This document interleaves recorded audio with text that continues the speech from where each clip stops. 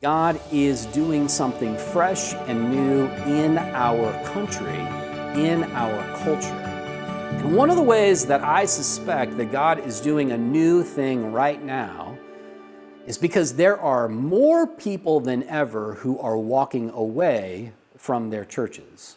Now, it might sound counterintuitive to say God is doing a new thing because all these people are leaving, but I think that's exactly what's happening, and you might know this.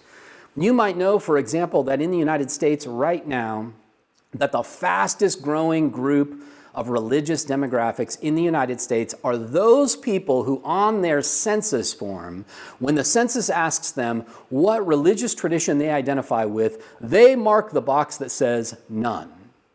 That group of people, the group of people who don't identify with any religious tradition, they're not only the fastest growing group of religious demographics in the United States, they're now the single largest group of people in the United States.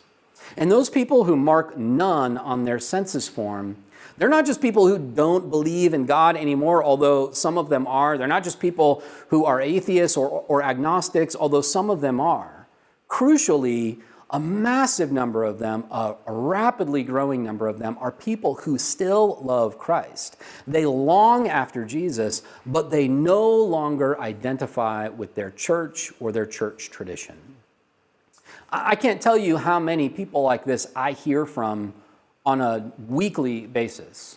Almost every day now at this point, because of everything that's going on in our country, almost every day, I hear from people that I have known as a pastor over the past 20 years who write to me and say, can you find me a church where I live all the way across the country because I can no longer stand to go to the church that I'm a part of and I can't find one that's any different in my area. They're asking me to try to help them to find a place to worship that will allow them to worship in good conscience. And the reason for this is that so much of American Christianity today is complicit with the kinds of things that Jesus specifically taught against. Let me share a couple of quotes from people who have reached out to me in the last several weeks. One of them is a person who is the child of a leader in one of the churches that I pastored in. This was a long-standing leader in the church, and this person was raised in the church, believed in Christ, became a Christian, was baptized, and just recently shared with me on Facebook this. Here's what they said. The way Christians have acted during Trump's presidency has completely turned me away from Christianity. Now, I share that quote not because I want you to vote Republican or Democrat. It's not my job to tell you how to vote at all. I share that quote with you because I want you to understand that there is so much disillusionment with the way that churches have aligned themselves politically that people are walking away from church and in many cases walking away from their faith entirely. Another person who wrote to me asking me to help them find a church on the East Coast where they could worship wrote to me and said this: it is so incredibly disheartening to be surrounded by believers who prioritize the quote-unquote sin of homosexuality more than the hundreds of thousands of people who cannot afford their next meal, don't have equal rights, don't have housing, and don't have health care. These are people who are not falling away from the church because they are sinning. These are people who are falling away from the church because they are falling toward God.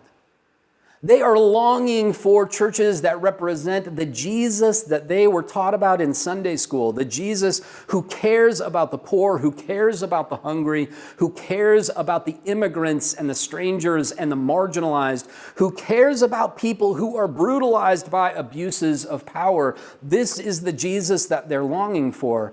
And friends, they are not finding that Jesus in the churches in their towns. And so I ask you, and this is the question that I will ask throughout this entire series: why would these people still go to church? Now, my answer to that question is pretty straightforward. The only way that they or anybody else will still go to church is if the church is going where God is going, if the church is doing what God is doing. And to the extent that we at the Oceanside Sanctuary are going where God is going, to the extent that we are doing what God is doing, to the extent that we allow the Spirit of God to enliven our will and to go with that Spirit wherever it might go, to the extent that we have the courage to do that, is the extent to which we will be able to partner with God and create a space where people like this can worship and learn to love. My invitation to you today is that you would open your hearts and open your minds as we move through this series over the next several weeks, because we are going to be exploring what it looks like when the church is doing just that. What does it look like when the church is courageously and boldly going and doing whatever the Spirit of God is doing? And I want to invite you today in the comments to just answer this question. For those of you who engage with each other online in the comments on YouTube or Facebook, my question to you very simply is this. When you look out into the community, when you look in your neighborhood or at your workplace or your school, or when you look at Oceanside or wherever it is that you live, what do you see the Spirit of God doing? What are those good things, those peacemaking things, those righteousness-producing things that are cropping up in your community? And when you look at them, you say, well, I don't know if that's Christian, I don't know if that's a church, but it really is good. And the answer to that is probably that God is in that somewhere.